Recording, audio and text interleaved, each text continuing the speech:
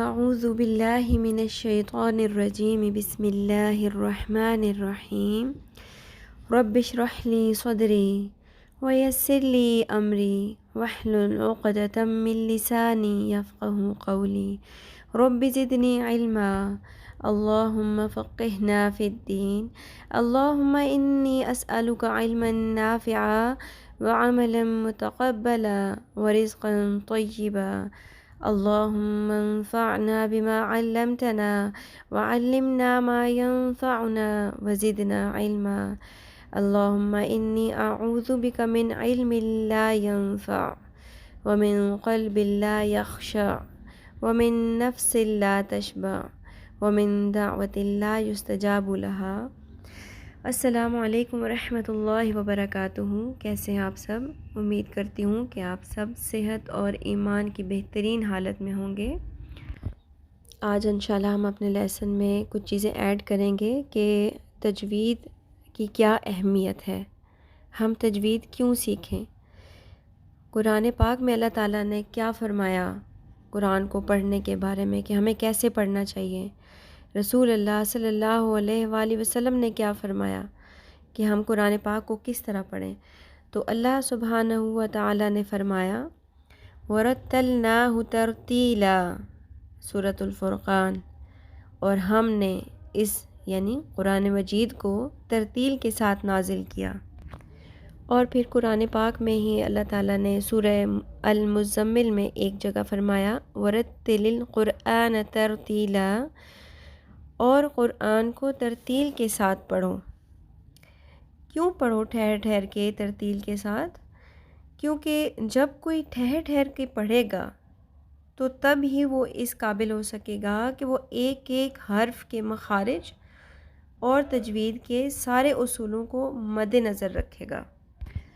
اسی طرح سورۃ الاسراء میں اللہ تعالیٰ نے فرمایا وَقُرْآنًا فَرَقْنَاهُ لِتَقْرَأَهُ عَلَى النَّاسِ عَلَى مُكْثٍ وَنَزَّلْنَاهُ تَنزِيلًا، اور ہم نے قرآن کو واضح طور پر ترتیل کے ساتھ نازل کیا ہے تاکہ آپ صلی اللہ علیہ وآلہ وسلم اسے لوگوں کے سامنے ترتیل سے یعنی ٹھہر ٹھہر کر پڑھ کر سنائیں۔ سورۃ البقرہ میں اللہ تعالیٰ فرماتے ہیں الذین آتیناہم الکتاب یتلونہ حق تلاوتہ، وہ لوگ جن کو ہم نے کتاب دی وہ اس کی تلاوت اس طرح کرتے ہیں جس طرح تلاوت کرنے کا حق ہے۔ تو ہمیں قرآن پاک کیا اپنی ایشین لینگویج میں پڑھنا چاہیے؟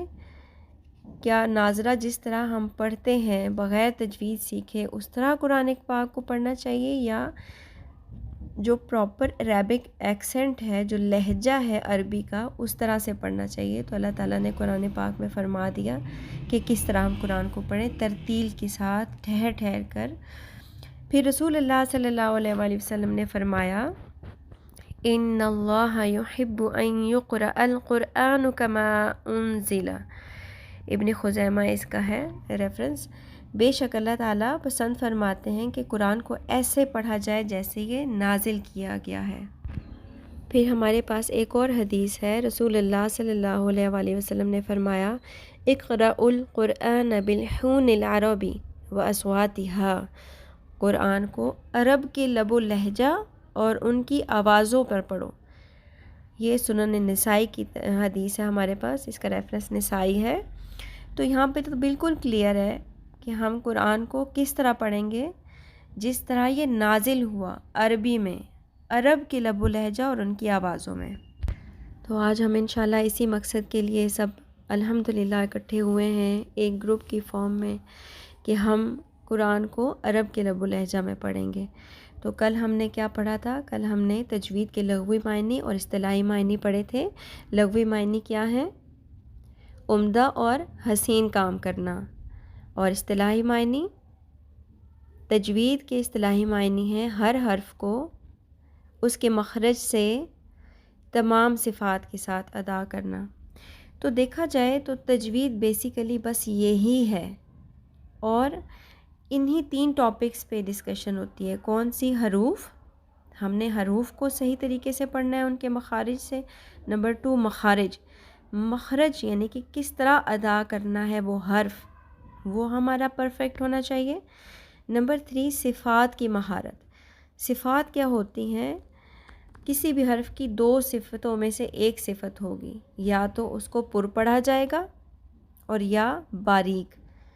پر کیسے پڑھتے ہیں اور باریک کیسے پڑھتے ہیں، اس کی ڈفرینسیشن جیسے جیسے انشاءاللہ ہم حروف کو پڑھیں گے میں آپ کو بتا دوں گی۔ پر میں ویسے یہ کہ مختصراً بتا دوں، پر میں اس کو تھوڑا موٹا کر کے حرف کو پڑھتے ہیں، ٹھیک ہے؟ جیسے جو اردو میں توئے ہے اس کو عربی میں تو پڑھتے ہیں، اس کو نا تھوڑا موٹا کر کے پر کر کے پڑھتے ہیں۔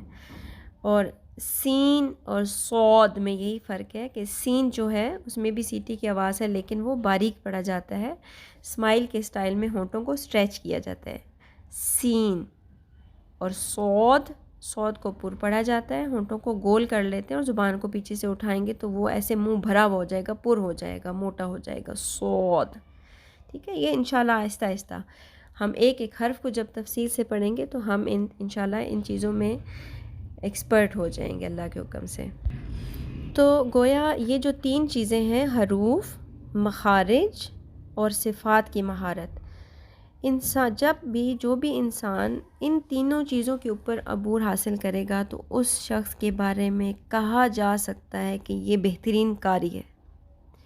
خوبصورت آواز میں اور خوش آوازی کے ساتھ پڑھنا یہ اچھی بات ہے، لیکن یہ زائد ہے، یہ نیسیسری نہیں ہے۔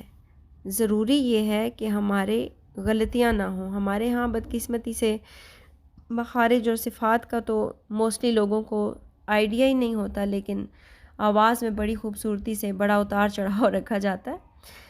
انسان اس علم کو اسی لیے سیکھتا ہے کہ اس کی تلاوت غلطیوں سے پاک ہو جائے۔ تجوید نام ہے پریکٹس کا۔ صرف ایک بار مخارج اور صفات کو نظر سے گزار دینے سے انسان قاری نہیں بن سکتا کہ ہم کہہ دیں کہ ہم نے ہاں جی یہ تو رول ہمیں آتا ہے، پڑھ لیا ہم نے، وی نو اٹ، آئی نو اٹ، یہ تو کچھ بھی نہیں، یہ تو مجھے پہلے سے آتا تھا۔ نو، ہم نے اس گروپ کو جوائن کیا ہے اس وجہ سے کہ اگر ہمیں آتا بھی تھا تو ہم نے پریکٹس کرنی ہے، اور صرف صفات کے آ جانے سے اور مخارج کے ہمارے علم میں آ جانے سے ہم قاری نہیں بن سکتے اور نہ تجوید میں مہارت آ سکتی ہے۔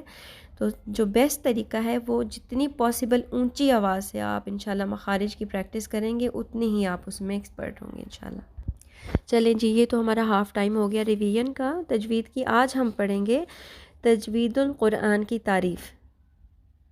قرآن کی تجوید کی تعریف کیا ہے؟ تجوید القرآن سے مراد ایسا علم ہے جس میں ان اصول و قواعد کا مطالعہ کیا جاتا ہے جن کے استعمال سے قرآن شریف کی تلاوت درست اور خوبصورت کی جا سکے۔ تجوید القرآن سے کیا مراد ہے؟ یہ کیا ہے؟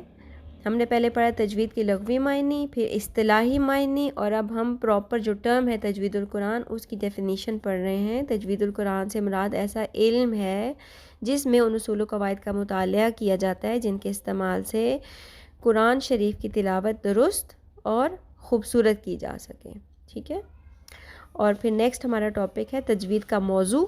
تجوید کا موضوع کیا ہے؟ حروف تہجی ہیں۔ یہ چیزیں میں آپ کو کیوں پڑھا رہی ہوں؟ تاکہ آپ سے کوئی پوچھے آپ کیا سیکھ رہے ہیں تجوید، تو آپ کو یہ چیزیں، یہ ٹرمز آنی چاہیے، ٹھیک ہے؟ ہم مخارج پڑھیں گے، اپنی غلطیاں دور کریں گے، لیکن کچھ آپ کے کسی کو بتانے یا سکھانے کی غرض سے، اس نیت سے کہ ہم کسی کو بتائیں تو ہمیں پتہ ہو کہ تجوید القرآن کیا ہے۔ ایسا علم ہے جس میں ہم ان رولز کو، ان اصول اور قواعد کو پڑھیں گے جن کے استعمال سے ہم قرآن پاک کی تلاوت کو نمبر 1 درست، نمبر 2 از خوبصورت کی جا سکے، ٹھیک ہے؟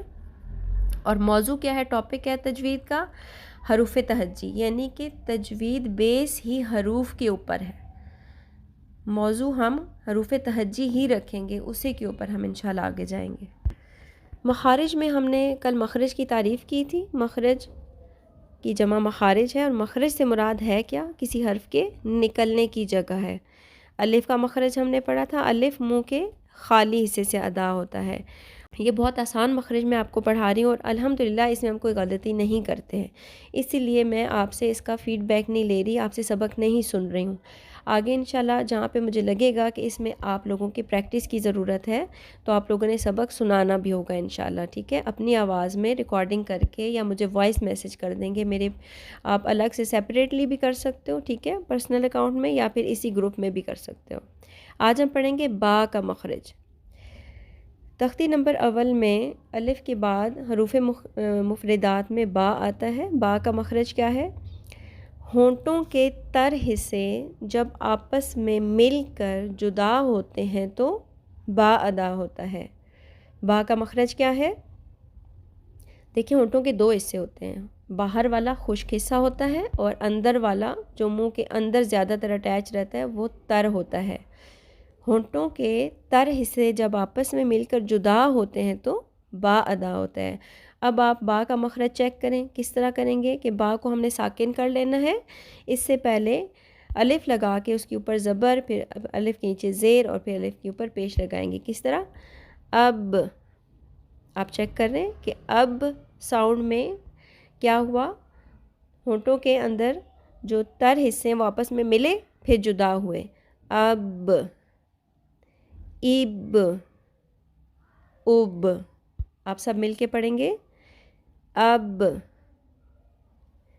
اب، اب، ٹھیک ہے؟ با کا مخرج ہونٹوں کے تر حصے جب آپس میں مل کر جدا ہوتے ہیں تو با ادا ہوتا ہے۔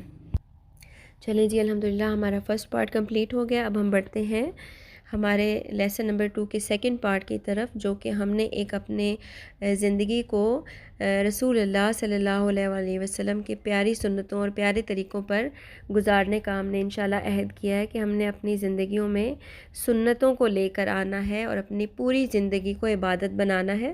تو ہم نے بڑی پیاری سنتیں شروع کی ہوئی تھیں، نیند سے بیدار ہوتے وقت کی سنتیں۔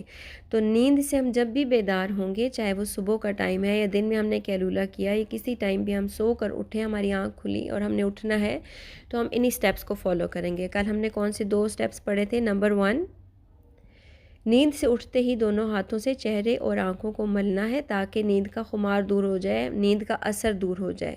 اس کا ریفرنس تھا شمائل ترمذی۔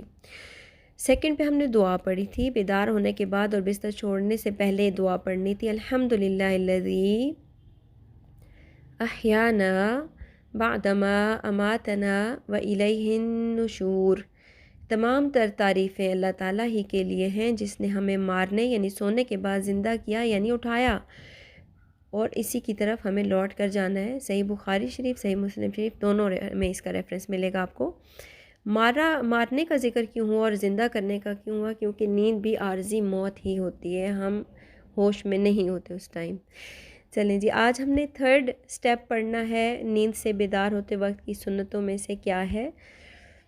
تیسرا پوائنٹ ہے، جب تم میں سے کوئی نیند سے بیدار ہو تو 3 مرتبہ اپنی ناک جھاڑ کر صاف کرے، اس لیے کہ شیطان ناک کے نتنوں کی ہڈی پر رات گزارتا ہے۔ صحیح بخاری شریف اس کا ریفرنس ہے۔ یعنی اس بات میں کوئی شک نہیں، یہ ہمارے رسول اللہ صلی اللہ علیہ وسلم کی بات ہے، انہوں نے ہمیں بتائی ہے کہ جب ہم نے یہ اپنا فالو کرنا ہے کہ نیند سے اٹھیں گے تو ہم کیا کریں گے؟ ناک کو دونوں طرف سے جھاڑنا ہے۔ تو اس کی وضاحت یہ ہے کہ جھاڑنے کا کیا طریقہ ہے، کیا مطلب ہے اس کا؟ ایک نتنے کو یعنی کہ ایک سائیڈ کو ایک انگلی سے بند کریں، یعنی باہر سے آپ ناک کے اوپر انگلی رکھ کے ایک سائیڈ ناک کی بند کر دیں گے، اور پھر دوسرے نتنے سے ہوا زور سے باہر نکالیے۔ اسی طرح دوسرے نتنے سے بھی باہر نکالیے، 3 دفعہ کیجئے۔ کس طرح؟ ہم ایک سائیڈ پہ انگلی رکھیں گے اور دوسری سائیڈ سے اسی طرح سے، پھر دوسری سائیڈ سے بھی ہم 3 ٹائمز زور سے ہوا نکالیں گے اور ناک کو جھاڑیں گے۔ تو نارملی ہم کہتے ہیں کہ جی ہم کیا کریں، ہم اپنی عادتیں چھوڑ نہیں سکتے، ہمیں یہ پرابلم ہے، ہم یہ کام نہیں چھوڑ سکتے، ہم دیکھیں جی سستی آ جاتی ہے، شیطان کی باتوں میں آ جاتے ہیں۔ تو انشاءاللہ صبح یہ اتنی پیاری سنت ہم فالو کریں گے تو ہم شیطان کو صبح ہی اپنے خود سے دور کر دیں گے، بھگا دیں گے۔ اچھا، یہ 3rd پوائنٹ تھا۔ 4 پوائنٹ ہے، آپ صلی اللہ علیہ وآلہ وسلم جب نیند سے بیدار ہوتے تو اپنا منہ یعنی دانت مسواک سے خوب صاف کرتے۔ یہ روٹین میں ہم کرتے ہیں، برش کر رہے ہوتے ہیں، لیکن مسواک کی کیا ہی بات ہے، وہ ٹوتھ برش اور tooth paste at a time ہے، اس میں 2 in 1 ہے۔ جو نہیں ٹرائی کرتے وہ کر کے دیکھیں، اور جو کرتے ہیں وہ اس کی لذت سے خوب واقف ہیں، اور اس کا اجر تو اپنی جگہ پر ہے۔ اور اس کی جو ریفرنس ہے وہ بھی صحیح بخاری اور صحیح مسلم شریف یعنی صحیح ہین میں ہے یہ حدیث شریف۔ ٹھیک ہے، 4 پوائنٹس ہو گئے، 2 کل پڑھے تھے ہم نے، 2 آج پڑھے ہیں۔ انشاءاللہ ہم جب بھی نیند سے بیدار ہوں گے تو ان سنتوں پر عمل کریں گے تو ہمارا جاگنا بھی عبادت ہو جائے گا۔ اللہ تعالی ہم سب کی زندگیوں کو اپنے دین اسلام پر گزارنے کی توفیق عطا فرمائے، ان پیاری باتوں پر عمل کرنے کی توفیق عطا فرمائے۔ سبحانک اللہم و بحمدک، اشہد ان لا الہ الا انت، استغفرک و اتوب الیک۔ السلام علیکم ورحمۃ اللہ وبرکاتہ۔